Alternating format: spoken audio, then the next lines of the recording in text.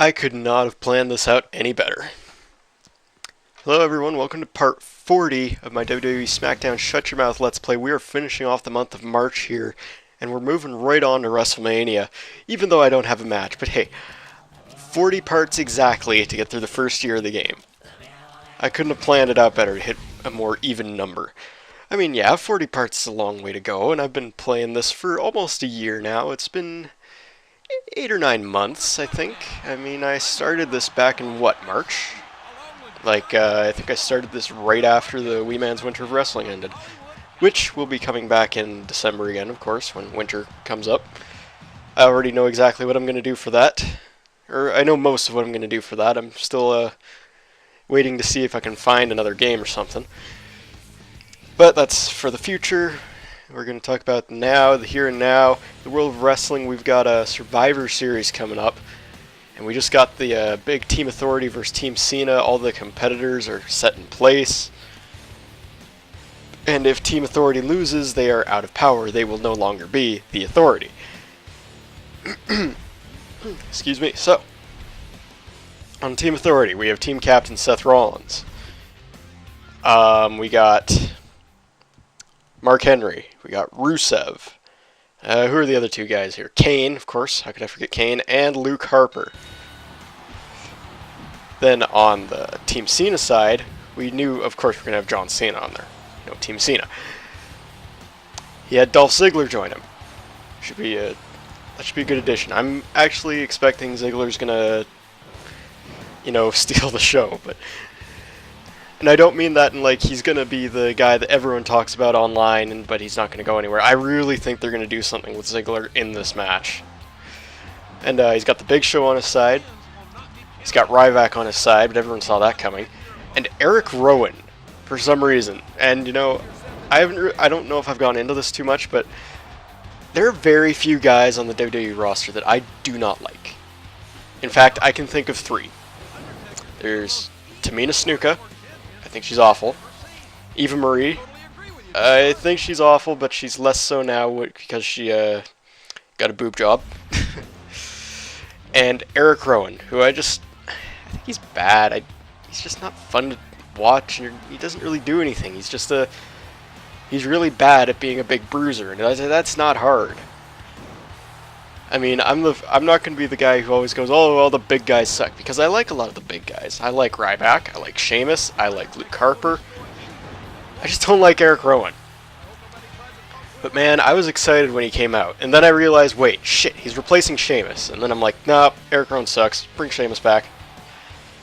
Speaking of Sheamus, I'm a little scared that they're going to turn him heel through all this. Like, they're going to say something like, oh, I didn't, or Cena didn't help me and all that, so I'm turning my back on him. And it's like, no, that's not going to help. I know everyone on the internet always likes to say, or not everyone on the internet, no, that's going way against what I think. I know that a lot of what I'm seeing is that Sheamus should turn heel. I don't think so. He shouldn't be a bad guy. It's just going to fail. It's just going to kill him. It won't work. I just don't see it working at all. He's better off as a face. He could use a little bit of a character adjustment. So could a lot of guys, though. So just leave him as a good guy. Please. Please don't turn him heel. Please don't turn him bad. Anyway, let's go into the game here, because, we're in a match type that I haven't actually done before. We're in a submission match, but not just a submission match, an ultimate submission match. This is basically a submission match crossed with an Iron Man match. Now, in an Iron Man match, there's a set time limit, and you have to continually pin your opponent or make them tap out or win by disqualification or count out. Whoever has the most wins at the end of the time limit wins the match. Ultimate Submission is exactly like that, except the only way you can get points is via submission. Now, this should be good for me because I'm a technical wrestler in this game. I've got a ton of submission moves. And it's only 10 minutes long, so, at least we get one good match out of this last part here. I mean, it may not be a WrestleMania moment, but, a good long 10-minute submission match here against The Undertaker of all people. And I'm going to say right now that this match, it's not as easily won as I thought it was going to be. I was thinking, submission match, yeah, I've got that in the bag. There's no way. I mean, it's not like I'm facing Chris Jericho or Benoit or William Regal.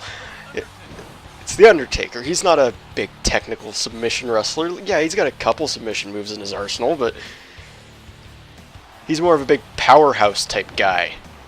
He's just gonna beat you around the ring, throw you around, real old school like. But no, it didn't go as well as I thought it was going to. Now, if you try to pin here, nothing happens. I don't know if you can lose by a count out or disqualification. I assume you can, because that was a rule in these games, even though it makes no sense. In a submission match, the only way you can win is by submission, not by disqualification or count out. They are technically no disqualification matches. And I mean, they don't have to take advantage of that. I mean, if it's a submission match, it's usually a couple of technical wrestlers in there. You got guys like Kurt Angle or Chris Benoit, like I said earlier, who they wouldn't really resort to using weapons. They'd go back to all their wrestling holds and stuff like that. But it doesn't matter, because I don't use a weapon anyway. In fact, I don't even know if you can get out of the ring in these matches. I think that was a rule that they had in some of the earlier games. They didn't let you get out of the ring in a submission match. And I guess that was just to stop the disqualification thing. Oh look, my phone's going off. Oops. Someone please pick that up so I don't have to. This would not be a good time. Shit. Okay, someone got it. Never mind. I didn't want to restart. So, that never happened. Anyway, back into the match here. I already got my first fall, but it took my finisher submission move. I think I used the spinning toe hold here. And you know, that's definitely saying something. I had to use my finisher to put him away when I was using a bunch of stuff before. Now, you know, perfect things happen just like that sometimes. I've said it before, but he reversed my move, he kicked me in the gut, and he got me with the choke slam. That's definitely going to soften me up a bit, so he's got a good chance of getting a submission move here and letting me tap out, because there's no way out of submission moves in this game. It's basically, if they're damaged enough, they're going to tap out. And yep, there it goes. He's got his first point. He's got a second finisher already. Things are not going good. I believe after every point, like after every time someone makes someone submit, or if it's an Iron Man match, every time someone gets a point, everyone's stamina and health goes up a little bit. Like not back to full, but it goes back up a little bit, which makes it makes it more entertaining of a match. It's not like you can just keep pinning and making your opponent tap out all the time, because that was a problem I found in some of the later games. You can just keep pinning your opponent over and over after one move and just rack up a bunch of points like that. I think that started in Here Comes the Pain, actually. Another reason why Shut the Mouth, Shut Your Mouth, Shut the Mouth, Shut Your Mouth is a better game. Nah, it's better in a few aspects. Anyway, I'm taking the last ride here. This is going to weaken me again. Now, it's even here. There's 3 minutes left in the match. If he used a submission move on me, it's possible I would have tapped out and it would have been not even anymore. He would have been in the lead, but I don't think he gets another point. I think I just managed to get through this match by the skin of my teeth with a 2-1 victory, which is always entertaining. I mean, it's better than like 7-1. That's not fun. It's not in a match like this. But speaking of gameplay, let's talk about WWE 2K15 for a minute, the new game that was released just today, because I'm recording this voiceover on the 18th of November. Sorry about that, I think I might be catching a little cold here. I hope not, but anyway. The game itself seems to be good, but not great like a lot of people were saying. It's not this new wrestling game that's going to redefine wrestling games. It's a okay game. It's not bad. I'm waiting on a PC version, which, as far as I know at this point, is coming out in April. I can wait that long. I mean, I can wait that long for a better version of the game. I don't do mods very often, but I would definitely mod the shit out of a wrestling game. There's so much you could do with it, but the game, From everything I hear, the gameplay is supposed to be really good. The new stamina system, I mean, just from looking at it, it didn't look like much. It looked like, it's just the same game as last year's, and with a few differences here and there, but apparently it really is quite a bit changed and quite a bit better. And I'm glad to hear that, because, I mean, as much as I liked using the creation suites in the last game, and I mean, a lot of people say, oh, people only use the creation suites because the gameplay was bad. No, I use the creation suites because I like the creation suites. I still use the creation stuff in Fire Pro Wrestling, which is one of the best playing wrestling simulators out there. I use the creation stuff because I like the creation stuff. The wrestling games have always had great creation systems. And I mean, in 2K15 it's not quite as good, and it's just not good at all in a lot of other games. I mean, I like being able to create so many different people in these games. Be it the rest of the roster, be it the NXT roster, old legends, old superstars, or just whoever I want. Maybe I want to do Spider-Man vs. Axl Rose. Why not?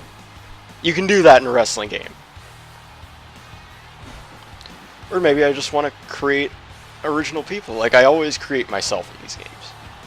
I mean, you can see that right here. I have since Shut Your Mouth. I've always created my own self.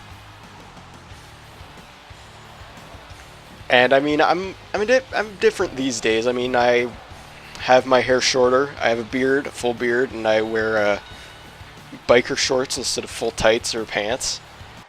And the only reason I don't have short hair in this game is because all the short hair is because the Creator Wrestler mode in this game is bad.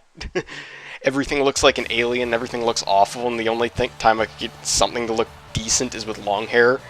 I mean, look at me right there. My face looks fucking stupid. I look like I have brain problems.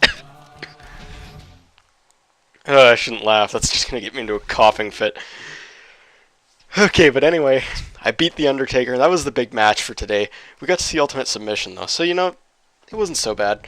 Here we are, WrestleMania 18 in 2003. Even though WrestleMania 18 happened in 2002, that doesn't matter. I mean, I'm pretty sure it's still called WrestleMania 18 when you get to what should be WrestleMania 19 in this game, but oh well. That's just how the game is. I mean, they didn't have the WrestleMania 19 arena yet. It wasn't a thought in anyone's head. Because this game came out in late 2002? I think it did. I know I didn't get it when it was new. Or my brother didn't get it when it was new. He got it for a Christmas gift one year alongside another game, and I remember I got Lord of the Rings Return of the King, which is a good game, but kind of buggy. It's when it works, it's really good. That's what I'll say. And I also got Need for Speed Underground, and I've never been into those realistic style racing games. I like my kart racers, and I like my off-road racing. I'm not into stock cars and trucks and drag racing. I'm not really into that. I like kart racers, Crash Team Racing, favorite racing game ever. Off-road racing, I love stuff like MX vs. ATV, well, the first two MX vs. ATV games. The games started to get kind of stale and after that bad. And I like my MotorStorm. I haven't played MotorStorm in a long time, but I like the game, so there's that. Anyway, as you can see, I had no match here tonight. So we're just going to see the ending cutscene, which I would have been a part of if I was really in the NWO storyline. And like, instead of Kurt Angle there, that would probably be me. I might have had to win the Royal Rumble, but it probably would have been me.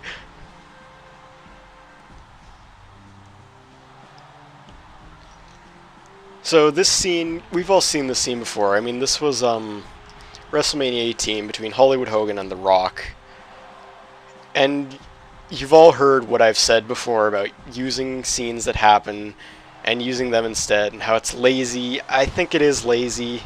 I mean, even though this was a great moment, I would rather have original storylines. And I mean, a lot of the storylines in this game are based off of other storylines, but they're still fairly original. This was not. I mean, sure, it gets Hogan in. Sure, it gets this moment where his opponent who won the match respects him. The only problem I have here is that it doesn't play Real American, it plays Voodoo Child. when I'm pretty sure when he did this moment it played Real American. I might be remembering wrong though. Anyway, I'm starting to lose my voice, so I'm glad this video is starting to come to an end. But yeah, that's it. First 40 parts done. We are done all the way through WrestleMania 18. But I got more. I've got the next couple of months already recorded, so I need to start getting into some editing and voiceovers of that.